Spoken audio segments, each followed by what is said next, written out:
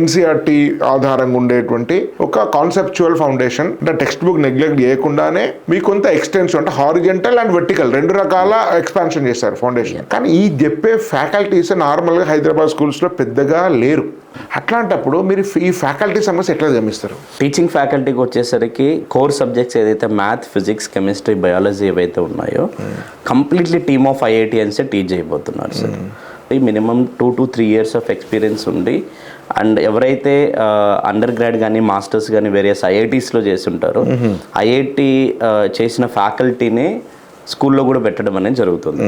నాకు తెలిసి స్కూల్లో ఐఐటి ఫ్యాకల్టీని మెయింటైన్ చేయడం అన్నది ఇట్స్ నాట్ చాలా కష్టం. ఓకే, ఎందుకు అంటే if you look at the packages even వాళ్ళని రిటైన్ చేయడం అదంతా కూడా చాలా డిఫికల్ట్ థింగ్.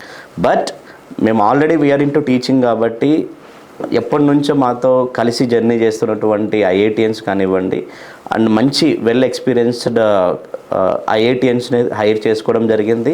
ఆల్రెడీ వాళ్ళందరూ ఆన్ బోర్డ్ అయ్యారు, అంతా కూడా ప్రాసెస్ నడుస్తుంది. So when it comes to core subjects math, physics, chemistry, biology complete team of IITians ఉండే టీచ్ చేయడం అనేది జరుగుతుంది.